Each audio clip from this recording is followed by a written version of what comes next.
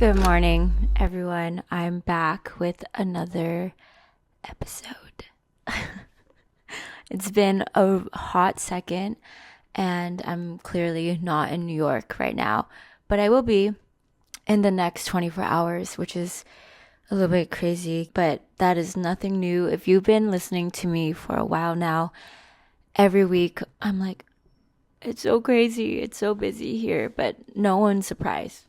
We're going to start off with a high-low buffalo and then get into the topic of this episode, which is probably the reasons why that you are feeling unhappy or aren't feeling your very best right now. And I usually can narrow it down to these 5 things, and they're a lot more subtle in the way that they come up.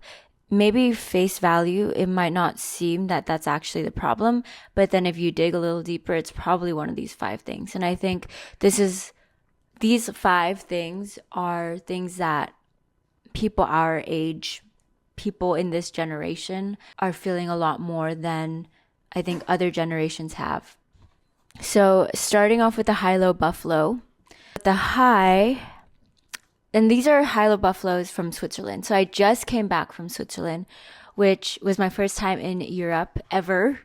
And it was so awesome. It's my dream place to visit. And I finally got to visit it in my 20s, which is very, very lucky.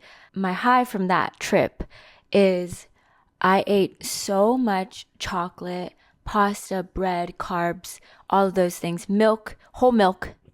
And those are things that I don't normally eat here in the US, but I decided to just indulge in them in Switzerland because I heard that the government there has a lot of policies for controlling food quality and the amount of sugar that they put in things and things like that. So I ate a crap ton and it was so good. And the best part was that I didn't break out. I mean, look at my skin, guys. This is post eating bread, chocolate, milk every day. And I really wish the US government got their shit together and that the bare minimum, the lowest quality of products that were allowed on the shelves were healthy products that are actually good for you. Next is my low, which is this random thing that happened in the middle of the trip where I was up at like 12 a.m. because the night before every single day, I decided to plan out each day in the granular level, just because once I got into the country, I finally knew what was going on. And so the night before, I was just checking the distance between our hotel and the next hotel that we were supposed to be going to. And lo and behold, I realized that the hotel that I had booked the next day was not even in Switzerland, it was in France. And I was like, whoa, whoa, whoa. What did I do? Like, how did that even happen? How did I book a French hotel? Then I was like, let me just double check the other hotel that I booked. And I realized I booked it in Italy. And so I'm like on this trip and I'm freaking out at 12 a.m. and my entire family's falling asleep and they're just dead in the bed. And I'm realizing we might not have a place to stay tomorrow. And obviously I'm really anxious, rightfully so. And I'm like figuring it out and trying to understand what happened. But basically the website that I booked through did not put the country down. And because the places that we were visiting in Switzerland were really close to the border, they gave us an option that was outside the country because it was in close proximity without realizing that we were getting options for outside of Switzerland, which is not where we're trying to stay. And normally it would be not a big deal if we had a car, but because we didn't, you have to basically switch between the transportation systems for each country. And it just made it a mess. And so instead of it being a typical like 1 or 2 hour drive, if we had stayed in Switzerland, it was like a 7-hour travel day. And it was just crazy. And it ended up being fine because the next day I like spoke to my mom about it and she was so sweet. ran through so many scenarios the night before of how my mom would react the next day. So I was really nervous and it was really hard to sleep that night. But then the next day, I just told my mom and she ended up being okay. And she was like, that's just the case when you book outside the country. This is why I hate traveling without going on cruises.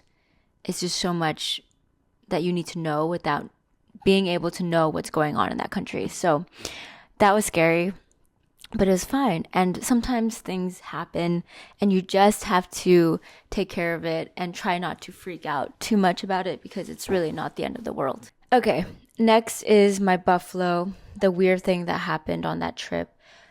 Randomly, we went to this one Mediterranean place to go eat, and my mom was speaking to the person who was working behind the counter.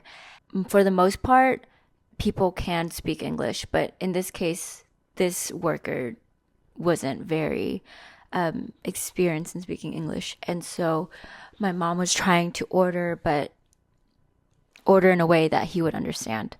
And it was really funny because he just happened to be really sweet and had really good customer service. And so he was just like messing around with my mom. And my mom was like, can we get the chicken? But he didn't really understand. And so she was like, can we get the quack quack? And he was like, oh, the quack quack, not the moo, which is like, and they were laughing. And I was like, oh, okay. Like this man is like, it's like cute. It's like a little flirty, a little teasing with my mom, which is fine. Cause he was around her age and whatever. And so I was like, whatever about it. And then he was like asking questions. Is this order for the husband? And I don't think anyone really heard him, but I heard it. I didn't say anything though. And then he asked if my brother was my boyfriend. And obviously I was so disgusted by the question. I was like, oh my God, no. He is my brother. We are siblings. And so it was just like such a weird interaction. And we like picked up the food and went to go sit down. And my mom went back in to go get more food. And she comes out and she taps me on the shoulder and she goes, he asked if I was single. Why? I could be his daughter. I think. He looked like that. That was not fun. I hate that. I don't want to be hit on in front of my mom. Oh, God. Yeah, it was just a weird thing. But anyways, that happened.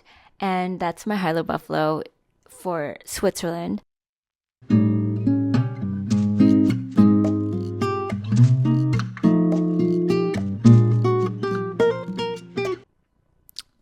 Okay, guess what? You guys already know. I recorded this already and none of the audio got saved. So I'm going to do it again. I'm going to talk about five things that could be causing you to feel more unhappy. And before I get into this topic, I do want to say that being unhappy should not be a bad thing. It can be if it's too much and it's all the time, but it is healthy to be unhappy because you can't be happy without being unhappy. Being unhappy is part of being healthy. You need the highs, you need the lows, you need the extremities in order to fluctuate back and forth and have those happy moments. So if you never feel unhappy, you'll never feel happy. So you need them to come hand in hand. And it is the same way as being healthy. Being healthy doesn't mean that you're always eating the best all the time and always going to the gym consistently every day. No, there are going to be days, there are going to be moments where you don't have time or you don't want to go to the gym. And if it is once in a while, that is completely normal. If there's a day where your birthday, where you want to have a cake, you want to eat the whole damn cake, then eat the whole damn cake. It's okay once in a while, but it can be extreme if you're doing it every day. And this is the case for a lot of things. And so it goes the same way with being happy and unhappy. So while I am talking about the reasons why, a lot of people might be thinking, okay, now that I know the reason why, I need to fix it. Sometimes, yes, you can fix it and you can improve, but at the same time, it might just be a phase. It might just be like a good week or two where you're just not feeling it. And then for some reason, 2 weeks from now, you'll feel better. And I always go through this. I always have that 1 week every so often where I just have my really bad days. And that one day that just I felt shitty, didn't feel great, felt insecure. I just have those days, and so does everyone else. And so it is completely normal. In those moments when you do feel that way, it's best to just let yourself feel it and accept it. Trying to fight it will mean that you just didn't give yourself enough time to feel that emotion. And so it's going to hurt you in the end, even more so because it's going to come back at you with the fact that it didn't get to release that emotion. And now you have added negative emotions from trying to fight what you wanted to feel. Yeah, I just wanted to bring that up, but let's get into the 5 things. The first thing is narcissism. We are so self-centered nowadays. I can't even walk across the street in New York City without seeing somebody taking a selfie of themselves. We in the Western society have been taught that the right way is to worry about yourself and only your problems matter. If you are threatened in some way, if someone takes something away from you, then it is wrong. When we kind of approach things in a very narcissistic way, you get so in your head because all you're worrying about is yourself, then you just you find yourself spiraling. And instead, something that you can even test this out, when you have a really bad day, if you actually do the weird thing where you just start helping somebody else who has a bad day instead of thinking about yourself having a bad day, you actually feel so much better. It's like the weirdest thing, even though you're not fully addressing what you're feeling. And even though in the moment you might not really want to do that, doing something for somebody else just I don't know, itches a spot. And we honestly can't help it because on social media, we think for some reason that every single moment of our lives is so important and relevant enough that we have to record it and tell somebody else about it. And I'm not just pointing fingers at everyone else. I have a freaking finger pointing at myself because yesterday, I just went to a coffee shop that I just go to regularly. I've been there before so many times. It's not anything new, but I felt the need to take a picture of what I got. And I was like, why am I doing this? It's just going to be another photo of another coffee on my photo album that I don't even care about. I'm not going to post this. I don't want anybody to see this. I don't care that anyone sees this. And also, because I've already been there before, I'm not going to review it. So why am I taking a photo? And I still reached for my camera anyways, and then I had to stop myself from taking that photo. But it was just so annoying and weird to me that I felt the need to, but I'm not surprised because everyone is doing that nowadays, especially with the new dump trends that have been coming out where you literally can, I don't know if you guys know this, but you guys can post an infinite amount of slides in one Instagram post. And so imagine all the random crap that's being put out there that really doesn't matter. It's all a balance. We do want to care more about people, but we don't care about people to that extent. But even nowadays, it's still hard to care about other people, bare minimum, because of how narcissistic we've gotten.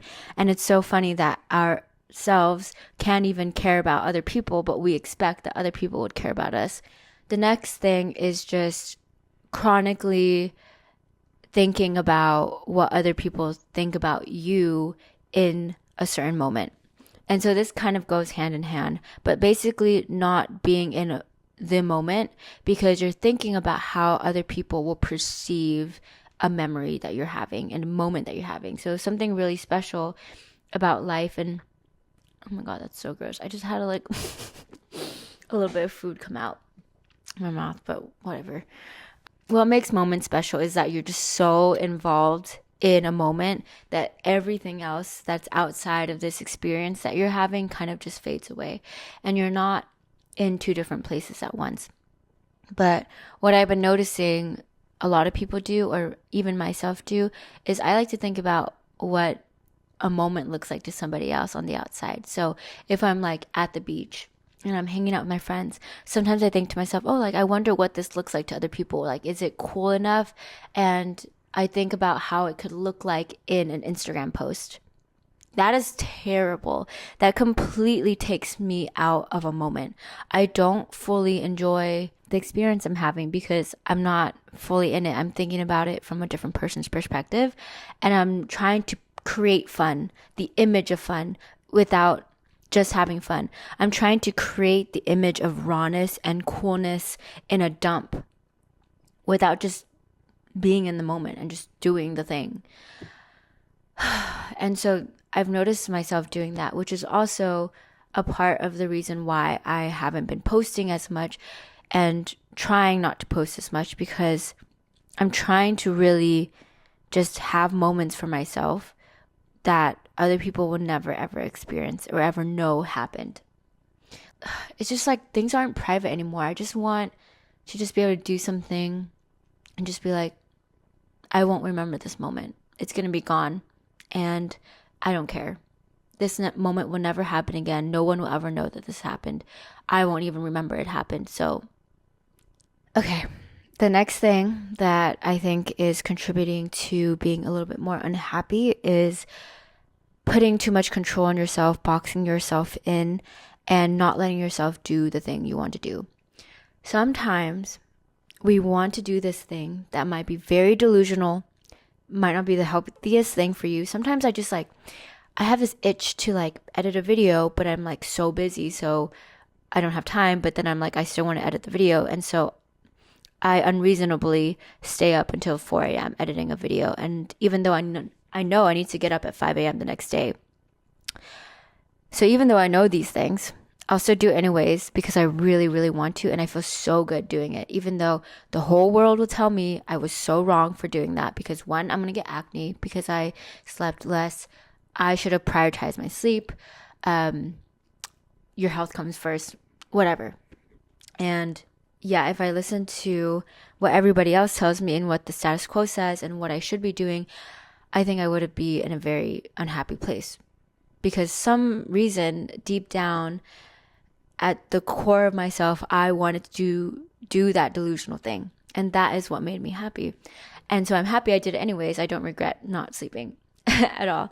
And this kind of relates to nowadays where a lot of the time we choose the other hand, where we choose to do the thing that most people say is the right thing to do, which is to sleep well, to not act weird, to like this thing but not like the other thing, so that you kind of fit better into society, but you're not going to be happier at the end of the day because you know deep down what you actually want and what you actually care about and want to do.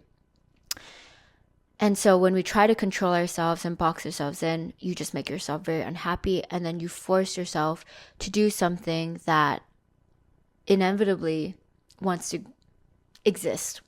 And the more you delay it, which you can do because all you have to do every day is to choose the other thing. You just have to keep making the choice to not choose the thing that you actually want to do.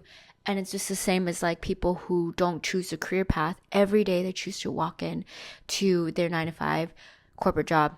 They would choose to walk into a coffee shop instead of being an actor, or instead of becoming an architect. I don't know what it is. I'm just throwing out something random, but each day they choose to not pick the thing that they truly want. And even though those decisions are small and the effect seems very, very small, over time you just have this huge gaping hole because you erode at yourself slowly and slowly every day. And then before you know it, you're in a bad place. You'd be surprised at how much happier you feel by doing the thing that you just truly, truly wanted to do. And you would be surprised how your body knows what it wants. And at its core, we want to survive. We want to do well. We want to not die. Like that is the essence of what our body is trying to do every single moment. And so because that is its default state, we have to let go of a little bit of control and trust that our body will do what it wants for itself. But with that being said, you can't completely let go. Another example of how this is actually helpful is when I don't want to go to the gym, but I know in the long run it is going to be very helpful for me. And so I do need to, in that moment, discipline myself and control myself and force myself to go to the gym, even though my deep down core doesn't want to go. But I still wanted to bring up that there's always two sides to the coin. You can't just follow all of this and any advice 100% of the time, because most of the time it might work, but then there are a few times where it is the exception. Okay, the next thing is comparison, and finally negative self-talk. And I'm going to talk about these things together because they go well together and they make sense to be talked about together. But essentially, if you start comparing yourself, it never goes right. It's never really helpful, because what you end up doing is you dig a hole for yourself and you spend too much time just sitting there and comparing how somebody else is where you want to be, and they got there in a better way, easier way, faster way, but you're not there. And so you spend all this time thinking instead of doing the thing that is actually going to be productive. The only way comparison could be helpful is if you're analyzing somebody else to learn from them. So if you're like, okay, so this person did this, I can actually try this and apply it to myself and see if it works for me. But it is unfair to tell yourself that you will never make it, or that you don't deserve something because somebody else did it a certain way and you didn't get there that same way. We all have our own journeys, and we all come from a very completely different starting point, which you can't see because it's completely abstract. We come from a completely different starting point, even though it seems similar. Maybe you have a very similar lifestyle, but it's never going to be close enough to where you can be like, I can completely mirror them and do the exact same thing and be where they're going to be. You can't exactly do that, because you yourself have your own journey. And for some freaking darn reason, the world is saying for you, you will not follow that path. And you just kind of have to accept it and just go with the flow and just trust that as long as you work towards a thing, you can at least give yourself a chance that it could come to fruition, whatever you're working towards. But this is really hard and easier said than done, because when you are comparing yourself, or just in general, when you have those bad days, you get into a place where your negative self-talk is just, it's just saying all the right things. And I really, really hate being in that position, because I know myself best, and that negative, condescending person in my head that tells me otherwise, that I can't be successful, that I'm too late, that I'm too slow, or that I need to look at the facts. All of that negative self-talk, it's really good. It's really effective on me, because obviously that negative self-talk, that person in your head knows you better than anybody knows you. Literally, that's where the saying, you are your worst enemy, comes from. Like, we spend so much time in our heads with ourselves. Like, nobody actually is ever in our shoes 24/7 except ourselves. And so we know our deepest and darkest secrets and our deepest and darkest weaknesses. And so that negative person in your head knows exactly what buttons to push so that they are effective. Yeah.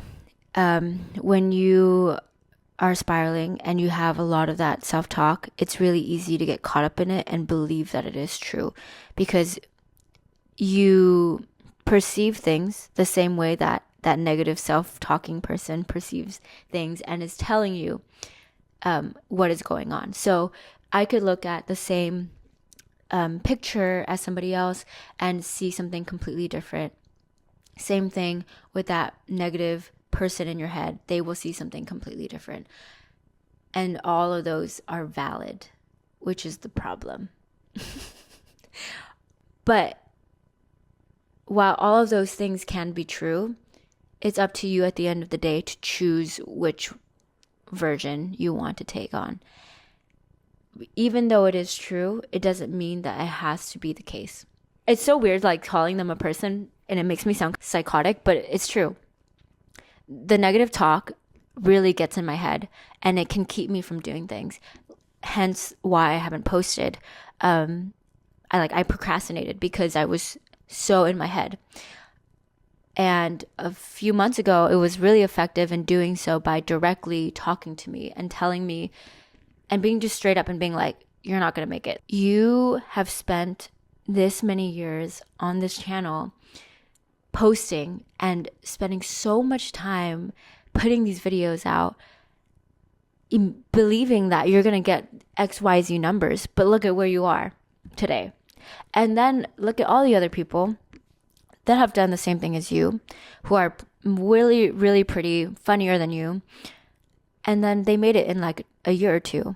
And they are much bigger than you. So what are you doing? Take a hint. That came up a month ago. That was not fun. That happens every 6 months. I always have that talk with myself. And then, so I'm not surprised. But then I shut it down, which is why I kept posting. And then this time it came up much more subtly because it was like that method didn't work. And so now what we're going to do instead is we're going to keep ideas from coming up. And then any ideas that do happen to come up, we're going to shut them down and make them seem like they are not worth being on the podcast. And so all the ideas that I've ever written in my journal, any ideas that I even thought of for a second, which I normally would write down and then fully flesh out, I shut down so quickly. And I was just like, why would anyone want to listen to this? Like, we both know this is a waste of everyone's time. And so I just stopped coming up with ideas. And I just started making so many excuses to not post. I was like, oh, I only have 2 hours until my next thing, so that's not enough time. I can't post. I need to wait until there's like 4 hours so that I can fully edit and post and film a video. Or my background in my childhood bedroom is always so cringy. It never hits the same. And like, we all know I never feel comfortable posting and recording in my bedroom at home. So don't do it. Just wait until you get back to New York. But we all know that once I get back to New York, I'm going to have something else to say. And I just kept delaying and delaying. And I just decided today, I was like, no. Like, I need to just get this out. And even if this is the shittiest thing I've ever posted, I needed to get something going so that I can start again and put my foot forward, even though it is half a step forward. Thanks for listening anyways. I hope somebody out there finds this interesting or helpful in some way. Maybe it could be the first step in being aware of what's going on and what your body is trying to do, and just being understanding of yourself. Say bye, dog.